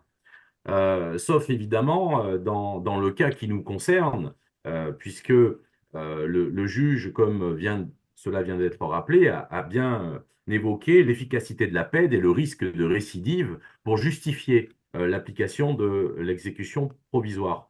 Mais moi, je suis quand même surpris, sans être un spécialiste de ces sujets, euh, on va dire du deux poids, deux mesures. Parce que l'élu local n'est pas frappé d'une exécution provisoire et je pense que mon collègue Jean-Philippe de Rosier va dire c'est parce qu'il y a la réserve d'interprétation du Conseil constitutionnel que le juge applique. Effectivement, à la proximité des échéances des élections municipales, on peut estimer que Monsieur Louis Alliot, pour nommer celui à qui je pense, eh bien, échappe à cette exécution provisoire pour cette raison, pour ce motif. Mais alors, je veux bien qu'un mandat parlementaire ne soit pas de même nature qu'un mandat local, mais tout de même, il y a une première difficulté qui se pose par rapport à cette différence de régime juridique applicable à deux catégories d'élus. Et puis par ailleurs, lorsqu'il y a des délits non intentionnels, et je pense qu'actuellement, le rapport Vigouroux qui est en train de circuler évoque ces hypothèses qui s'éloignent évidemment des faits qui nous concernent et qui nous réunissent aujourd'hui. Mais il y a un certain nombre d'élus qui ont été frappés d'inéligibilité, alors même que, pour délit de favoritisme par exemple, ou alors même qu'il n'y a pas eu d'enrichissement personnel, qu'il n'y a pas eu d'intention de porter atteinte manifestement à la loi, là, je serais un peu plus réservé sur le caractère exécutoire de la peine. Et j'ajoute enfin, pour terminer, puisque vous m'avez donné la parole, que la France se singularise quand même sur ce sujet. Cette technique, je ne la retrouve qu'au Brésil. Sauf erreur de ma part, aucun pays de l'Union européenne ne dispose dans son arsenal juridique de ce mécanisme. Donc, je suis, on va dire, un peu moins enthousiaste que mon collègue sur, on va dire, la pertinence ou la qualité juridique de ce dispositif. Alors, j'ai vu que Dominique Lotin avait levé la main. Est-ce que Jean-Philippe de Rosier souhaite répondre à Philippe Blacher ou est-ce que je peux donner la parole à Dominique Lotin? Très bien. On n'est pas Donc, nécessairement en désaccord, hein. très bien. Dominique Lotin, sans forcément empiéter sur l'appel sur lequel on va revenir juste après, mais donc je vous donne la parole. Merci. Non, juste quelques mots, simplement pour souligner que le Conseil constitutionnel n'a jamais eu à trancher la question du droit à se présenter à l'élection, à une élection. Les seules décisions dont vous faites état qui concernent soit des élus nationaux, des parlementaires, soit des élus locaux, concernent la suspension de leur mandat. Ce sont deux choses différentes et dans lesquelles le droit de l'électeur n'est pas le même, puisque dans le cas où il s'agit de suspendre un mandat, ben, il s'est déjà exprimé. Alors on peut toujours dire que il pourra pas à nouveau voter pour ce parlementaire, évidemment, mais c'est pas du même ordre. Donc je ne serais pas aussi catégorique pour dire que la décision serait la même. La deuxième chose que je voudrais dire, donc sur la QPC, le fait de transmettre ou pas la QPC au Conseil constitutionnel en raison du caractère non sérieux de la question posée, me paraît très délicate, en tous les cas. Et puis, la deuxième chose, c'est que dans sa décision, le Conseil explique bien tout de même la différence de traitement entre les élus locaux et les élus nationaux en soulignant les pouvoirs qui sont donnés aux élus nationaux, aux parlementaires, qui sont bien évidemment le vote de la loi, mais aussi le contrôle du gouvernement. Et donc, il fait une distinction dans le statut qui est le leur et dans les effets des décisions. Alors, je ne vais pas rentrer dans la technique, mais simplement pour dire, encore une fois, s'agissant de la suspension d'un mandat, c'est que s'agissant d'un élu national, on ne peut suspendre ce mandat et donc le déclarer d'office démissionnaire que si la décision pénale est définitive, même s'il y a exécution provisoire. Alors que pour l'élu local, ça n'est pas du même ordre. Donc, voilà ce que je voulais dire en soulignant ces différences et en disant que là, s'agissant de Madame Le Pen, il s'agit de se présenter à une élection à la présidence de la République. Et donc, les choses sont différentes. Et de toute façon, j'ajouterais que le Conseil constitutionnel, en tout état de cause, aura le dernier mot, puisque le juge constitutionnel est celui qui fixe la liste des candidats. Et donc, il aura, en tout état de cause, à examiner les candidatures et la validité de ces candidatures au moment de l'élection présidentielle. Et pour continuer ce propos, c'est simplement de souligner que Marine Le Pen pourra éventuellement déposer sa candidature au Conseil constitutionnel, muni évidemment des parrainages, et qu'il appartiendra alors au Conseil constitutionnel de vérifier qu'elle remplit toutes les conditions et notamment qu'elle est éligible. Voilà. Donc il y a deux temps dans lesquels le Conseil pourrait être amené à statuer, c'est évidemment s'il était saisi d'une QPC, mais aussi au moment du dépôt des candidatures, si, évidemment, candidature il y a. Voilà, c'est tout. Merci pour ces précisions. Jean-Philippe de Rouzier. Oui, je veux réagir, mais très rapidement, parce que j'ai déjà été très, très long tout à l'heure. Je souscris à tout ce que dit Dominique Lotin, y compris sur, bien sûr, la jurisprudence du Conseil constitutionnel, qu'elle connaît mieux que personne. Je suis d'accord qu'il ne serait pas inutile, quoi qu'il décide, que le Conseil constitutionnel se prononce sur cette question de la constitutionnalité. Pourquoi? Parce qu'il est le seul à être en mesure de couper court au débat. Si la Cour de cassation, effectivement, ne transmet pas, il y aura toujours l'argumentation, les juges nous bloquent, et pas forcément seulement de la part des requérants et donc de Marine Le Pen. Si le Conseil constitutionnel se prononce, soit pour invalider, soit pour valider, au moins, il prend une position, et c'est le seul qui est en mesure de prendre une position sur la constitutionnalité d'une disposition législative, en l'espèce, l'exécution provisoire. Je disais simplement que j'étais sceptique sur le fait que la Cour de cassation transmette. Voilà, c'est pas sur le fait et le sens de la décision du Conseil constitutionnel s'il était saisi. Deuxième point sur la candidature, je vous rejoins tout à fait sur le fait que Marine Le Pen pourrait effectivement réunir les 500 parrainages au moins, se présenter comme candidate devant le Conseil constitutionnel qui validerait ou non les candidatures et le cas échéant contester son refus d'enregistrer par le biais d'une QPC à ce moment-là devant lui. C'est un chemin procédural qui est ouvert, qui comporte quand même un très gros risque pour elle et pour le Rassemblement national. Pourquoi? Parce que soit elle y va seule, sans un autre candidat de son parti, avec le risque que son parti soit privé de toute candidature si le Conseil constitutionnel invalide, soit ils y vont à deux pour se protéger, mais vous savez mieux que personne qu'à partir du moment où le Conseil constitutionnel a enregistré les candidatures, s'appuyant sur le consentement des personnes ainsi présentées par les parrains, les maires, eh bien, on ne peut plus retirer de candidature. Et on ne peut pas non plus faire ce que l'on peut faire dans d'autres élections, qui consiste à, non pas, on ne peut pas se retirer non plus, mais on n'imprime pas les bulletins. Comme ça, il n'y a pas de bulletin à son nom. Là, on ne peut pas le faire puisque les bulletins sont imprimés par l'État. C'est la seule élection, c'est l'État qui imprime les bulletins. Et donc là, ça peut être soit tout l'un, soit tout l'autre. Soit personne n'est candidat pour le Rassemblement national, soit il y a deux candidats pour le Rassemblement national. Donc ça comporte quand même un risque important pour le parti. Alors, puisque personne ne souhaite réagir, j'informe les participants en ligne que nous allons désormais prendre des questions pour anticiper sur les échanges à venir.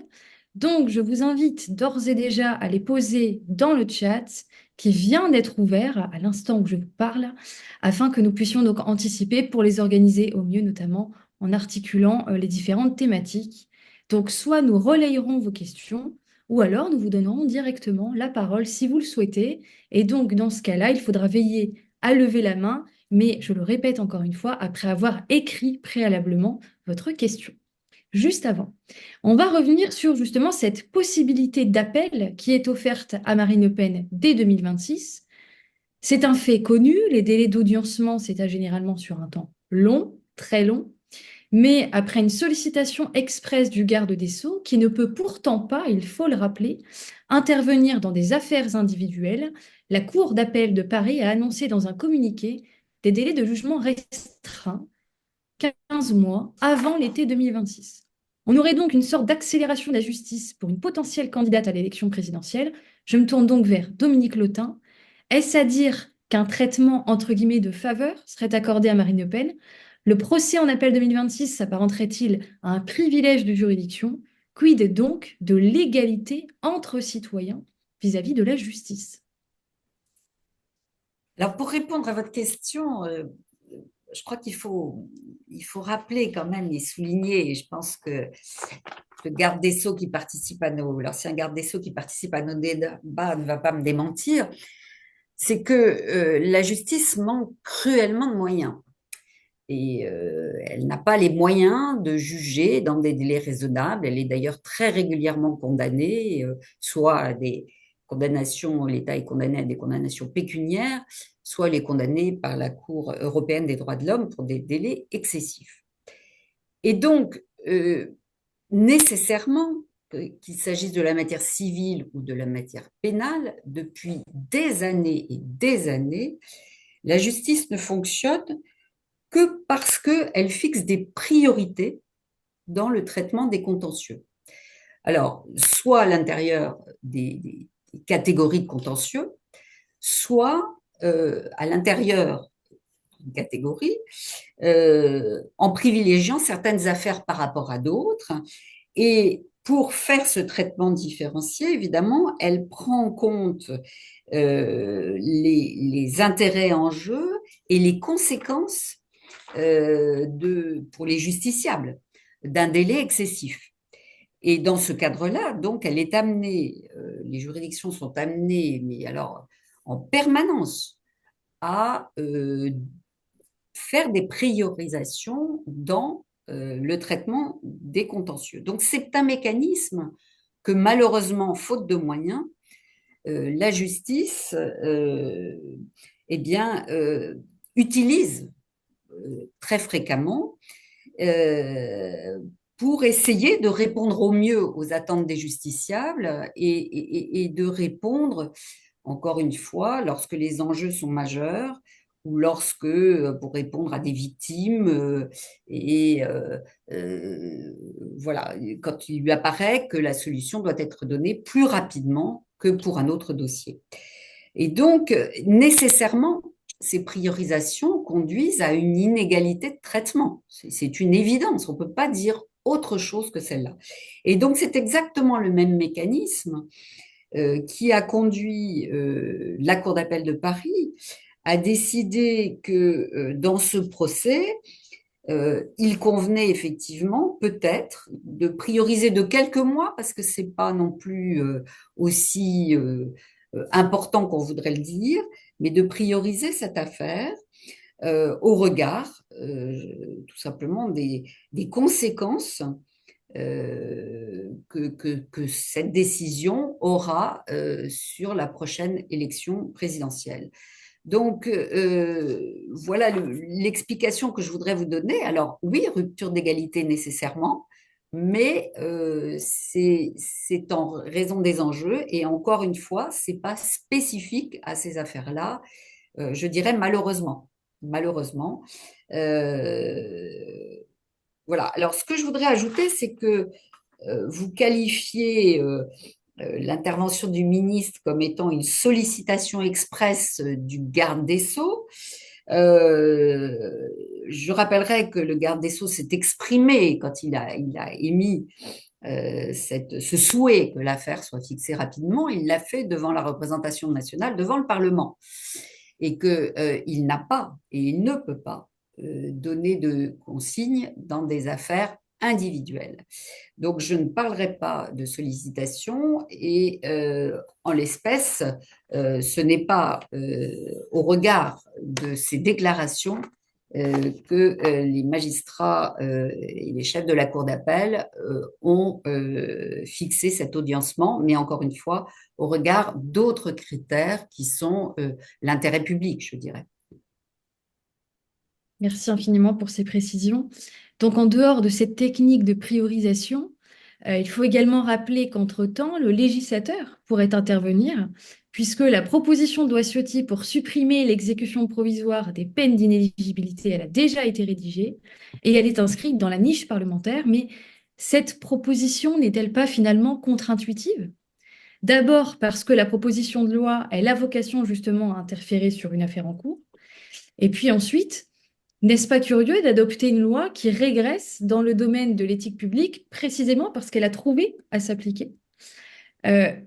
Si l'on prend un petit peu de hauteur pour tout ça, on pourrait se demander si finalement le cadre législatif, est-ce qu'il est vraiment parfaitement adapté à la situation? Sinon, quelles seraient éventuellement les évolutions envisagées? Et donc là, je me permets de me tourner vers Monsieur le ministre Jean-Jacques Urvoas. Ce cadre dont nous parlons depuis un moment, il est très ancien et il est une construction continue. Mais il a une particularité, c'est qu'il s'est construit justement à la suite de secousses politiques. Depuis le début de la Troisième République, à chaque fois qu'il y a eu des prohibitions dans l'exercice du mandat, c'est parce que c'était une réponse à une affaire ou à un scandale. Je pense par exemple à celle que l'on avait appelée en 1928 la Gazette du Franc, qui avait pour la première fois généré une loi qui visait à restreindre d'augmenter les incompatibilités pour l'exercice du mandat parlementaire. Et puis il y en a comme ça, 1972, la garantie foncière qui a renforcé tout cela. Et donc je note aussi d'ailleurs que ce cadre, si on le compare à nos voisins, est extrêmement plus dense et beaucoup plus coercitive, notamment en matière de transparence. Parce que pour avoir regardé ça il y a quelques années, quand justement je rapportais la loi qui a suivi le choc Cahuzac, celle qui a créé la haute autorité de la transparence de la vie politique notamment, où présidait à l'époque la commission des lois, nos collègues voisins, les parlements voisins, les pays voisins, ils ont beaucoup de règles qui sont beaucoup plus de déontologie, pas du tout contraignantes. Donc, c'est vrai que nous avons un cadre qui vient de loin et qui est à choc successif. Ce qui est original, vous venez de le souligner, Mme Toudic, c'est que pour la première fois, une affaire se traduirait par une régression dans le cadre législatif applicable, puisque la proposition d'Éric Ciotti, c'est exactement ça. c'est non seulement une réponse, mais c'est surtout une marche arrière.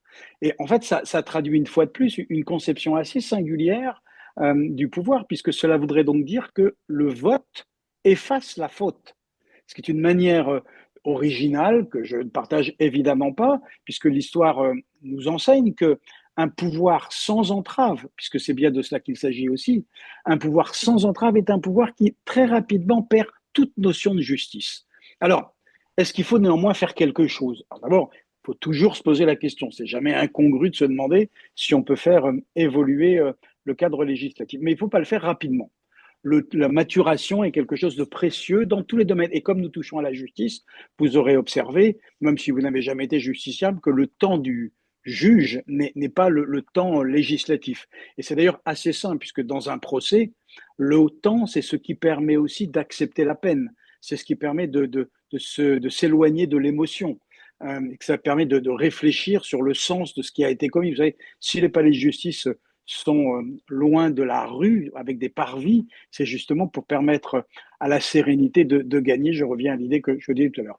La seule idée qui me paraît intéressante aujourd'hui à étudier là aussi qui n'est pas nouvelle, mais qui n'a jamais été votée, en tout cas qui n'a jamais été définitivement votée. C'est la proposition du casier judiciaire vierge pour candidater à une élection. Alors c'est une vieille idée. Quand je dis que c'est une vieille idée, c'est 1994. Nous étions dans la cohabitation. Le Premier ministre Balladur avait sollicité celle qui était alors la première présidente de la Cour de cassation, Simone Rosès, pour essayer de réfléchir sur la manière justement de lutter contre la corruption, puisque l'on était déjà dans des dossiers de corruption. Et elle avait fourni un certain nombre de propositions, dont celui-là, le fait de, quand on est candidat à une élection, quelle qu'elle soit, présidentielle, législative, municipale, on doit avoir un casier judiciaire vierge, condition qui est d'ailleurs applicable dans 400 métiers aujourd'hui, en 2025 en France. Le gouvernement Balladur avait trouvé la proposition intéressante. Le ministre de l'Intérieur, Charles Pasqua, l'avait déposé sous amendement. Il l'avait défendu à l'Assemblée nationale. Nous étions en décembre 1994. Ça avait été voté par l'Assemblée nationale, mais comme une forme de pirouette auquel Charles Pasqua ne devait pas être tout à fait étranger, c'est le Sénat qui s'y était opposé. L'idée a prospéré dans la loi Sapin II dont nous avons parlé tout à l'heure en 2016. C'est un amendement là aussi qui a été adopté parce qu'il correspondait à la demande de la commission des lois de l'époque, qu'il avait voté à l'unanimité. Aucune voix ne s'était exprimée contre cette idée. Et l'Assemblée nationale l'avait voté en 2017. Mais ça n'a pas en 2016, pardon, mais ça a été enlevé, pardon, au Sénat. À l'époque, la majorité était tenace, puisque en 2017, le groupe socialiste a reposé sous la forme d'une proposition de loi. Nous étions là le 1er février 2017. Ça a été voté par l'Assemblée nationale, transmise au Sénat, et ça n'a jamais été inscrit, même si par la suite Emmanuel Macron en a repris la promesse dans sa campagne électorale de 2017, mais à l'occasion du projet de loi qu'il avait déposé et qui n'a pas abouti en 2018, c'est pas une idée qui avait prospéré. Donc ça, c'est une idée, elle est dans le débat public depuis très longtemps, elle bouleverserait les habitudes que nous connaissons, puisque, comme l'a dit tout à l'heure Philippe Blachère, l'inéligibilité, c'est conçu comme une peine en répression d'un comportement fictif. Or là, l'obligation d'avoir un casier judiciaire vierge serait un élément de prévention. Donc c'est quelque chose qui serait tout à fait nouveau. Encore une fois, ce n'est pas extraordinaire dans la mesure où cela s'applique à beaucoup de cas professionnels notamment. Alors, on peut y être favorable au nom de cette distinction par la vertu, pour le dire avec les mots de Montesquieu, qui est une forme de promotion qui serait de bonne loi.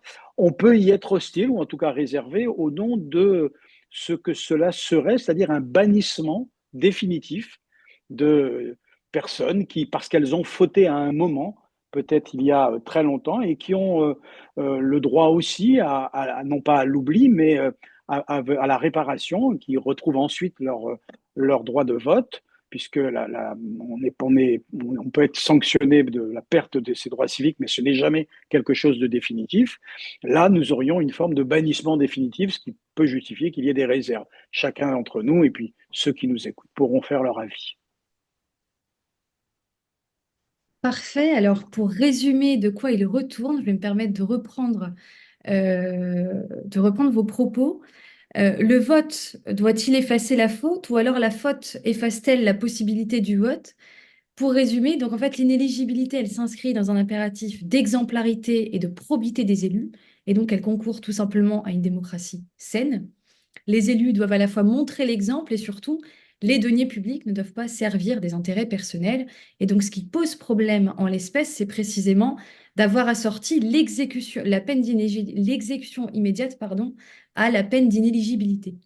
Donc, tout laisserait croire que l'avenir présidentiel de Marine Le Pen serait entre les mains des juges. Comment peut-on dès lors nier le discours ambiant selon lequel ce sont les juges qui décideraient plutôt que le peuple? Est-ce à eux de se soustraire réellement à la volonté de l'électeur en empêchant une candidate qui poussait en position de favorite de briguer la présidence? Alors, professeur Blachère sur ce point.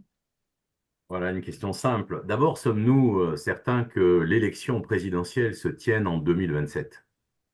Une élection anticipée, après tout, est parfaitement envisageable. Il y a eu des surprises en matière électorale. Celle-ci n'en serait qu'une demi. Je pense que pour répondre plus sérieusement à votre question, il faut revenir au principal, comme le souligne d'ailleurs le professeur Olivier Beau dans une excellente tribune publiée dans Le Monde il y a quelque temps. Le principal, c'est la condamnation. Condamnation pour détournement de fonds publics dans le cadre d'un système organisé durant plusieurs années. Là est l'atteinte à la probité.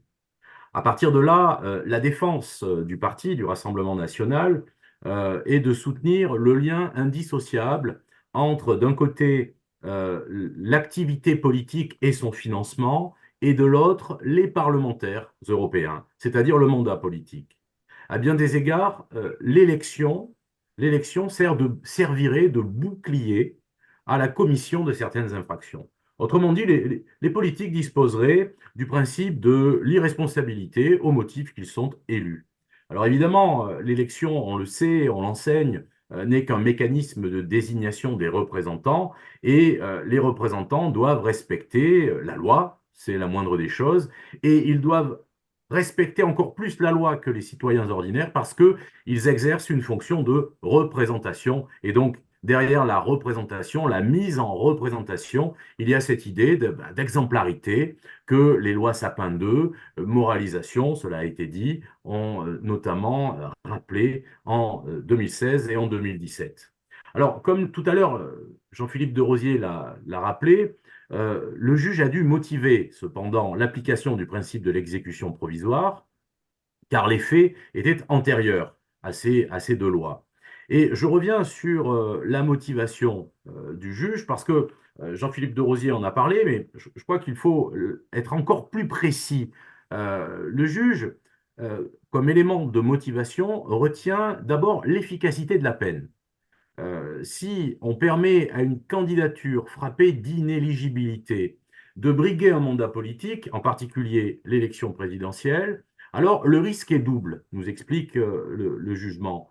D'abord, la personne condamnée peut devenir président de la République, ce qui, d'une certaine manière, trouble un peu l'image renvoyée de cette magistrature suprême.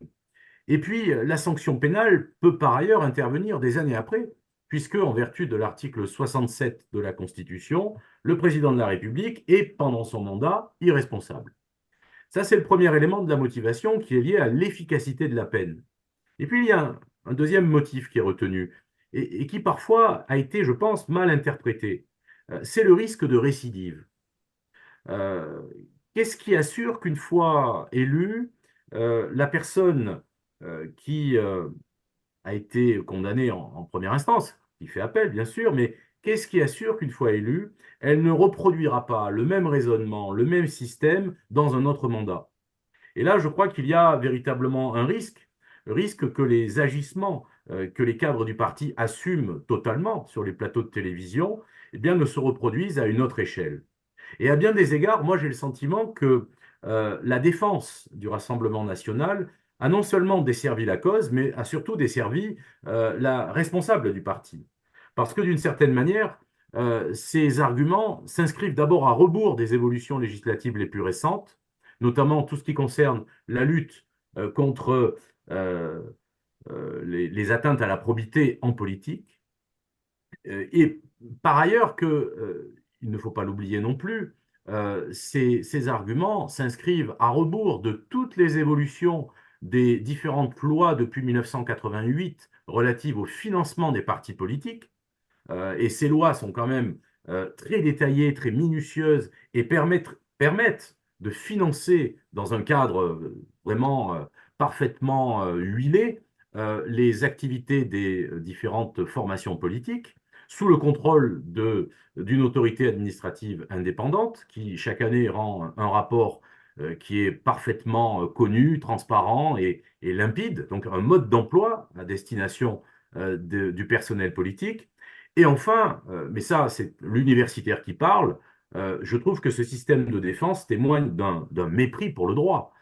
Et donc on est quand même obligé de constater que finalement l'exécution provisoire, pour ces raisons, pouvait dans le cas d'espèce se justifier. Merci Jean-Philippe de Rosier pour poursuivre. Oui,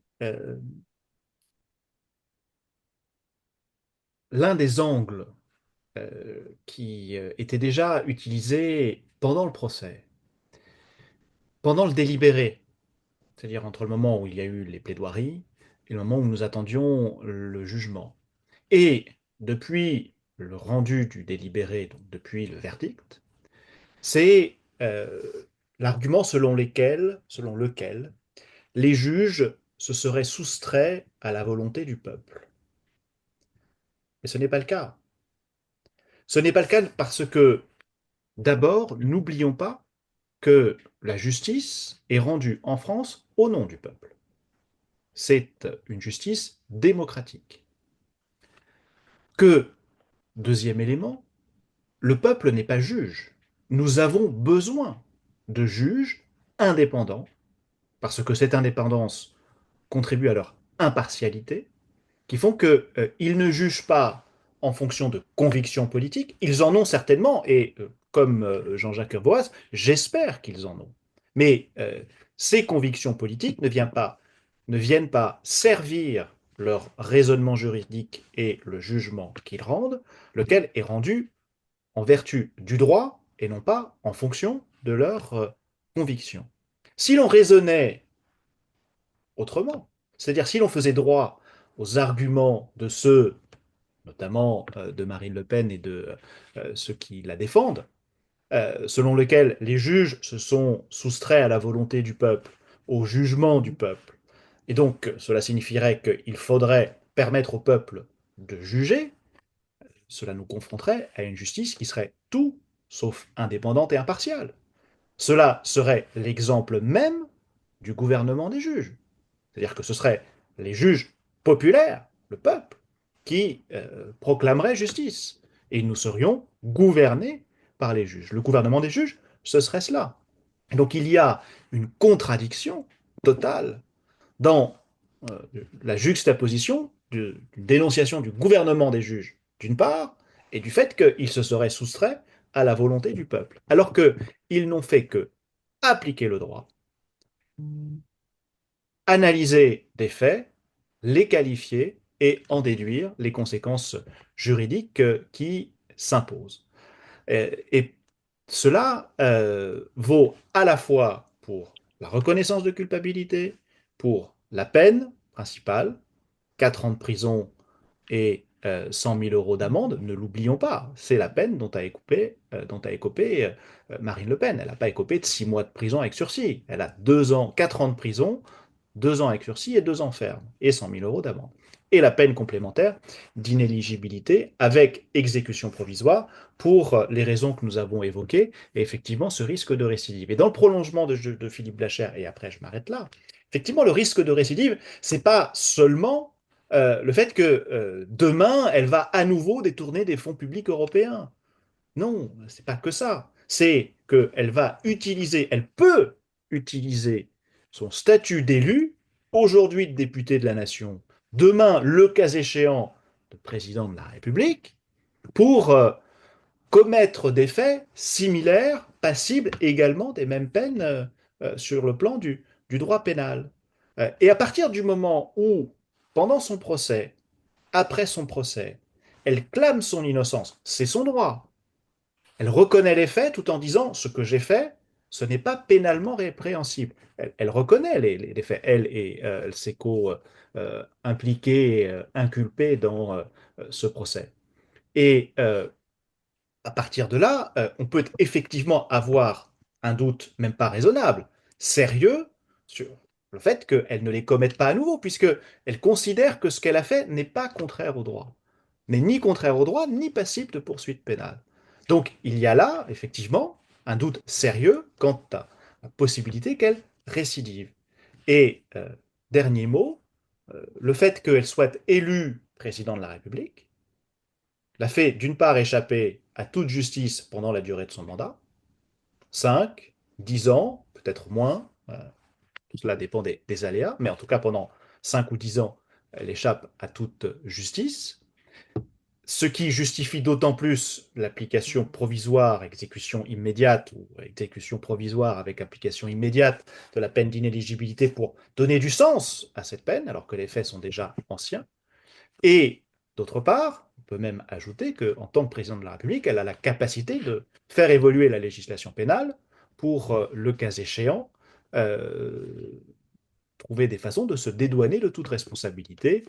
Berlusconi l'a fait en Italie, ce sont des cas qui peuvent se produire et qui pourraient effectivement tenter une Madame Le Pen devenue présidente de la République. Et donc tout cela justifie pleinement cette exécution provisoire. Puisqu'il n'y a pas de réaction, je me permets de prolonger un petit peu les échanges en rappelant ce traditionnel conflit entre État de droit et démocratie, et puis rappeler que ces deux principes ne doivent pas être opposés, mais qu'ils sont bien évidemment complémentaires, puisque le cadre de l'État de droit garantit une démocratie saine et effective, et que la démocratie, par le droit, elle vient évidemment protéger le citoyen d'éventuels abus de pouvoir de la part des gouvernants. Alors, je vais dès à présent prendre les questions des participants. Et donc, nous avons une première question de Julien Lécuyer pour La Voix du Nord. Donc, il nous dit que des questions se posent sur ce qui pourrait se passer à l'issue de l'appel. Peut-on évoquer les hypothèses possibles et leurs conséquences? Et si d'aventure Marine Le Pen se pourvoyait en cassation, l'inéligibilité avec effet immédiat décidée en première instance serait-elle maintenue? Alors, sur ces questions à l'issue de l'appel, qui souhaiterait répondre?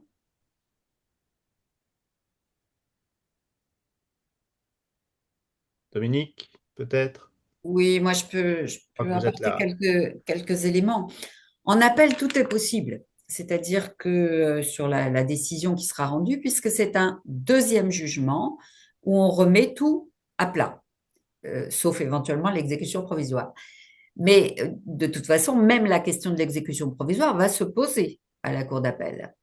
Donc, la Cour d'appel a plusieurs questions. D'abord, rappelons, ça a été rappelé tout à l'heure, que Marine Le Pen et les co-accusés plaident non coupables, si je puis dire. Donc, il va y avoir quand même le débat, et à nouveau un débat contradictoire sur la culpabilité, hein, sur les infractions sont-elles ou non constituées. Si la Cour d'appel considère que ces infractions sont effectivement constituées, va se poser la question de la peine. Alors, on va parler uniquement de la peine complémentaire parce que je crois que c'est notre débat de ce soir.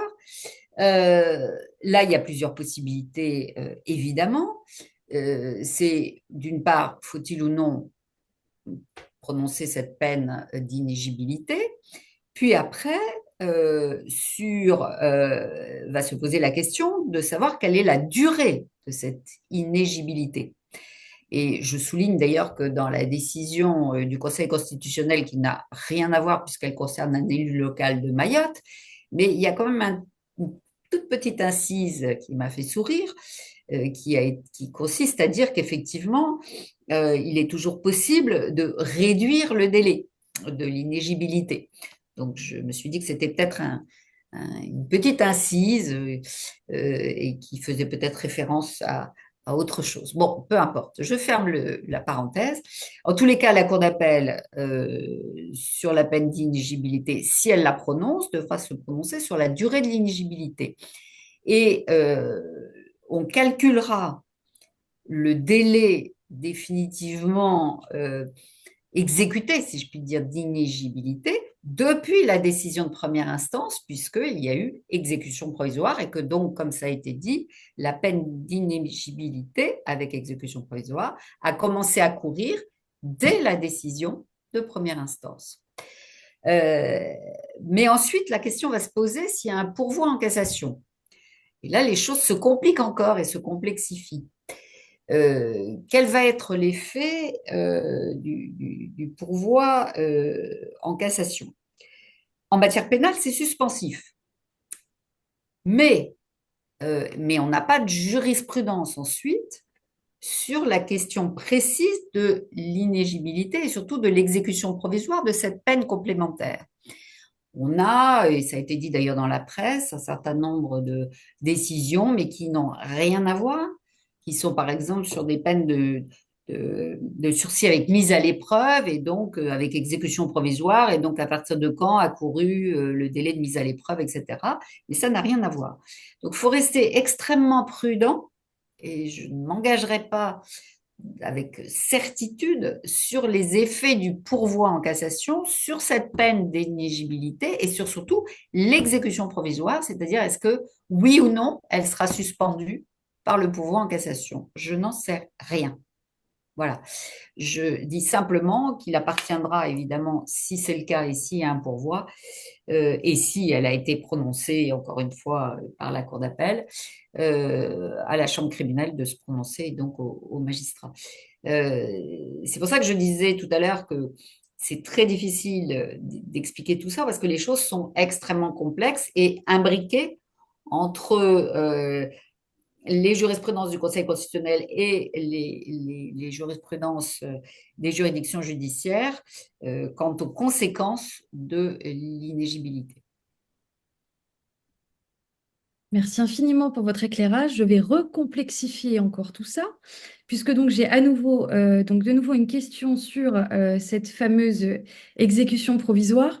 Le tribunal correctionnel de Paris n'a-t-il pas procédé à une rétroactivité de la loi pénale, justement s'agissant de l'exécution provisoire, en interprétant le texte antérieur à 2016, en s'inspirant du texte ultérieur et de l'intention du législateur?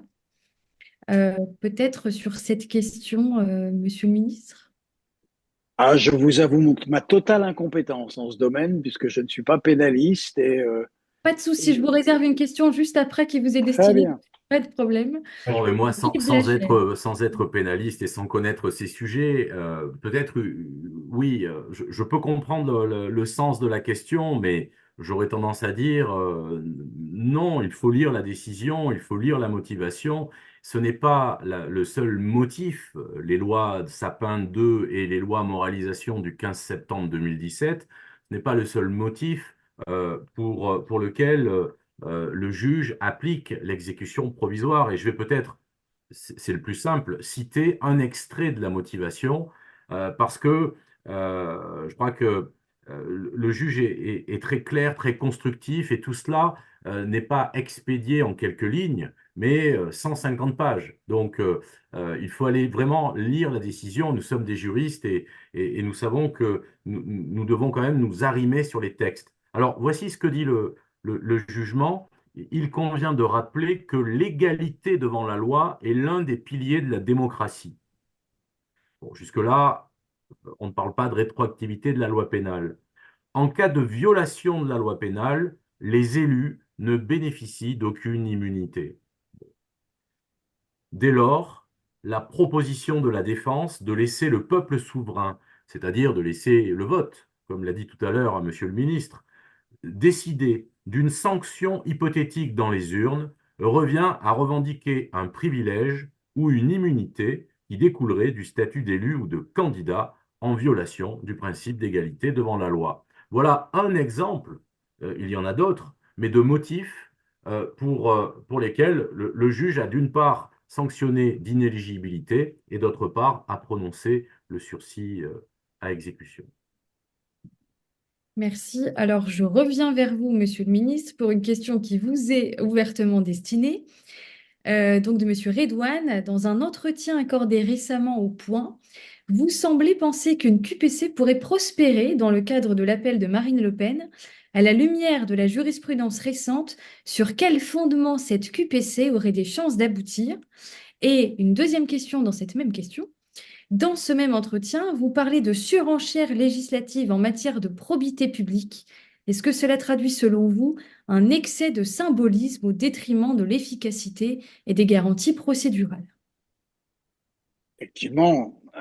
Alors, sur la deuxième question, en commençant par celle-là, j'ai toujours été frappé, dans les 10 années que j'ai passées sur les bancs de l'Assemblée nationale, de voir que sur ces sujets, il y avait effectivement une inflation de propositions tout aussi rigoristes les unes que les autres. Je ne dis pas que ce n'était pas nécessaire.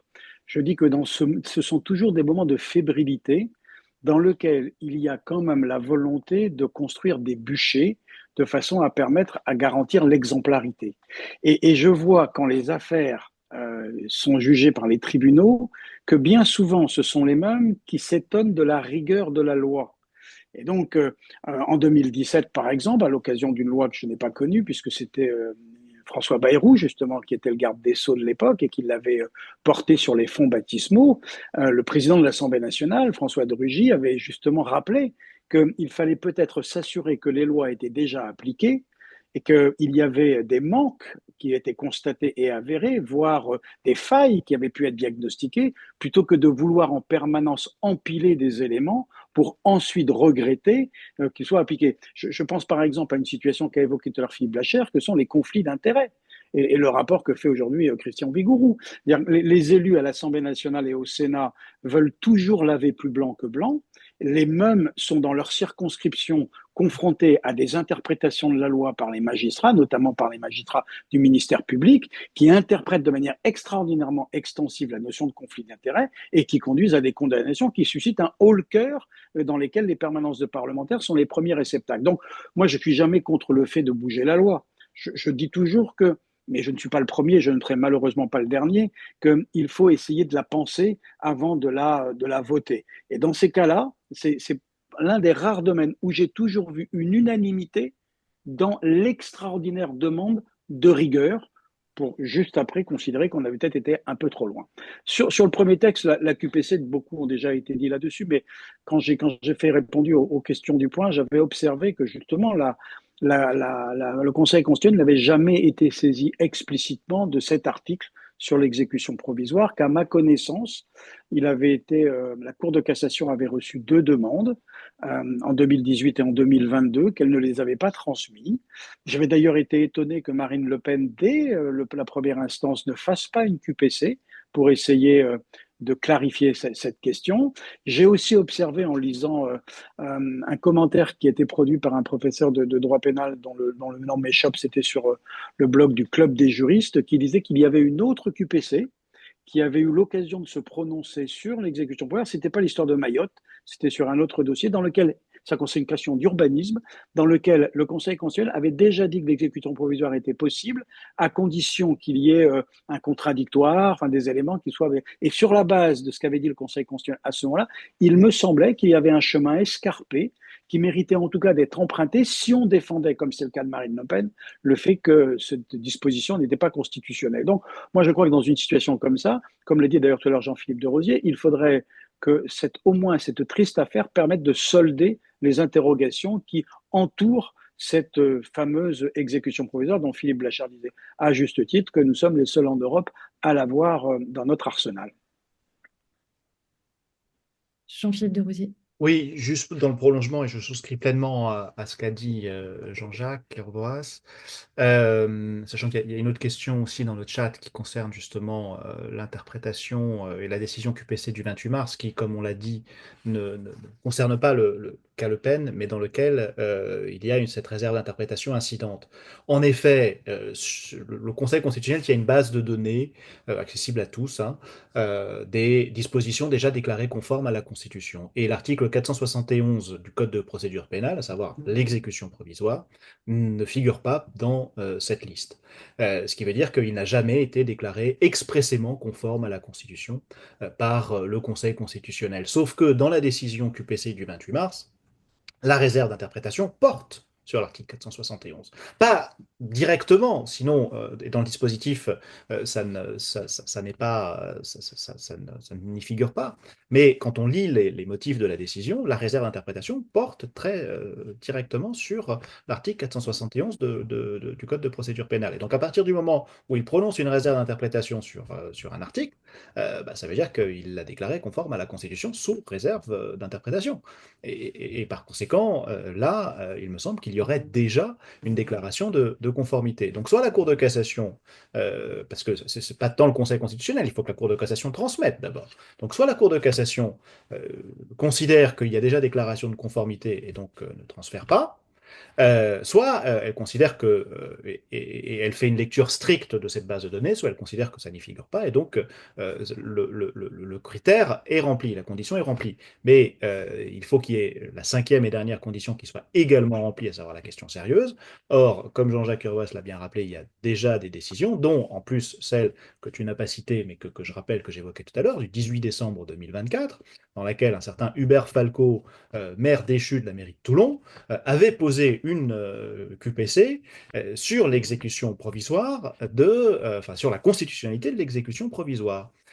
Et la Cour de cassation a considéré, et là aussi son arrêt est disponible sur la base de données du Conseil constitutionnel, a considéré que il n'y avait pas la question n'était pas, ne revêtait pas un caractère sérieux au regard de la présomption d'innocence, du droit au recours et du procès équitable. C'était les trois arguments de constitutionnalité invoqués par Falco. Il n'invoquait pas la liberté de l'électeur. Donc, si Madame Le Pen présente cet argument de constitutionnalité-là, peut-être qu'il sera de nature à faire changer d'avis le juge, la Cour de cassation. On sait qu'en général, la Cour de cassation, bon, elle s'est montrée très réticente au début à l'égard de la QPC, elle a assoupli sa position, mais elle n'est pas toujours très ouverte à la transmission de QPC sur des sujets polémiques. J'en renvoie par exemple à la loi Guesso, qu'elle a toujours refusé de transmettre et qui n'a pu être tranchée par le Conseil constitutionnel que parce que le Conseil d'État a décidé de transmettre. Tout cela n'enlève pas le fait de ce que, et là je rejoins à nouveau Jean-Jacques Urvoas, et que j'ai dit tout à l'heure, que ce serait bien qu'il soit saisi, parce que c'est le seul à pouvoir trancher le débat.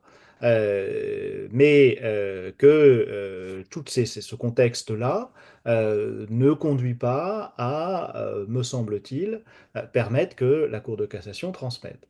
Et donc peut-être que la seule voie pour que le Conseil constitutionnel se prononce ce serait de la présenter directement devant lui dans le cadre d'un contentieux en lien avec l'élection présidentielle, le scénario que j'évoquais tout à l'heure dans le prolongement de ce que disait Dominique Lotin, avec les risques que j'évoquais, à savoir que c'est tout l'un ou tout l'autre en fonction de ce que pourrait décider le Conseil constitutionnel. Je voudrais juste, si vous me permettez, intervenir pour souligner et complexifier malheureusement encore un tout petit peu le débat. C'est vrai que dans sa décision du mois de mars, le Conseil constitutionnel a statué sur l'article 471 du Code de procédure pénale qui permet au juge d'ordonner l'exécution provisoire. Mais il pourrait y avoir un élément nouveau qui serait la jurisprudence de la chambre criminelle de la Cour de cassation sur justement l'exécution provisoire particulière en cas d'inéligibilité. Et ça, il n'y a pas de décision pour l'instant de la chambre criminelle. Donc, si jamais la chambre criminelle était amenée à donner une interprétation de cet article 471 différente et sur les effets de la suspension ou pas de l'exécution provisoire en cas de pourvoi en cassation, eh bien, ça pourrait ouvrir la voie à une QPC puisque ça serait un élément nouveau qui pourrait permettre éventuellement au Conseil constitutionnel d'entrer. Mais voilà, excusez-moi d'avoir complexifié encore un tout petit peu le débat. On est là pour ça aussi. Merci. Alors, je vois que nous avons Jean-Louis Hérin qui avait levé la main. Est-ce que Jean-Louis Hérin souhaiterait poser sa question, nous faire part de ses réactions?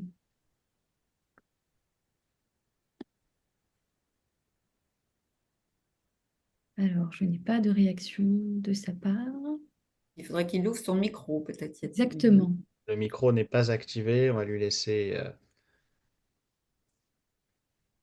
2 secondes pour voir s'il l'active. Ce sont les aléas du direct, bien évidemment.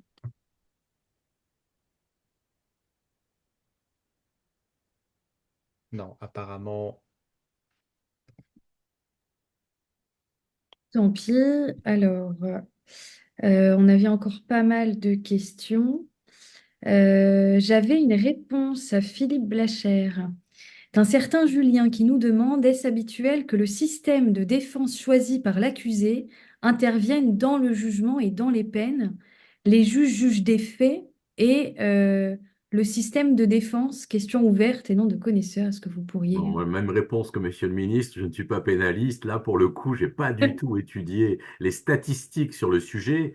J'imagine quand même que cette méthode, qui consiste finalement à prendre en compte le système de défense, n'est pas un cas exceptionnel. En tout cas, que c'est une méthode courante. Mais peut-être que Madame Lautin aura une réponse plus pertinente que la mienne. Non, non, mais c'est tout à fait ça. J'ai rien de plus à dire. C'est effectivement très courant que dans une décision, la juridiction réponde aux moyens de défense qui ont été soulevés. Et c'est le propre d'un débat contradictoire et que donc le juge doit répondre aux moyens qui sont soulevés, y compris des moyens au cours de l'audience, bien évidemment.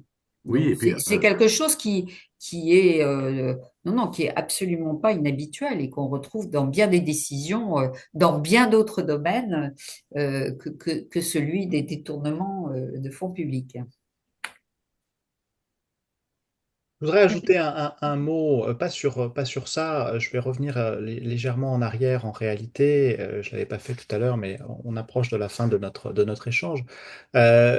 Sur l'apparence de rétroactivité, lorsque les juges motivent au regard, Philippe Blachère a très bien répondu, mais précisément sur le fait que les juges du tribunal correctionnel de Paris ont intégré dans leur motivation l'évolution de la législation, mais pas pour s'en servir et appliquer immédiatement la peine d'inéligibilité.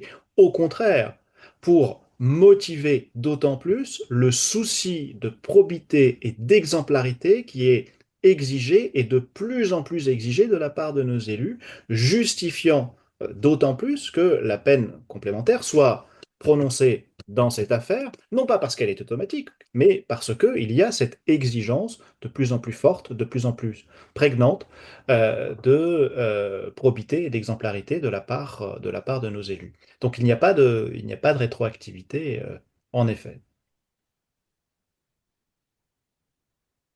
Merci beaucoup. Eh bien, je pense que le temps est venu de clôturer nos échanges. Alors, une fois encore, un très grand merci à nos intervenants pour la qualité de leur intervention et toutes les réflexions que cela suscite pour chacun d'entre nous.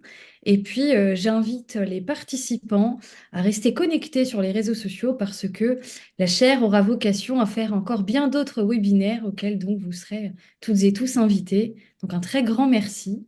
Et puis, une excellente soirée à toutes Vous et pouvez tous. suivre la chaire sur les réseaux sociaux, que ce soit sur Exactement. LinkedIn ou sur Twitter. Tout à fait. Il y a un compte, la chaire d'études parlementaires, et donc je vous invite à vous y connecter. Et je remercie Béverley pour l'animation de cet échange, ainsi que Jean-Jacques, Dominique et Philippe de s'être prêtés à cet exercice qui, je pense, n'a certainement pas déblayé toutes les questions que l'on peut se poser. On a ajouté d'autres, mais a néanmoins contribué à apporter des réponses. Et je trouve que cet exercice était très intéressant. Merci. Merci aussi. Merci à vous. Au Bonne revoir. soirée. Au revoir.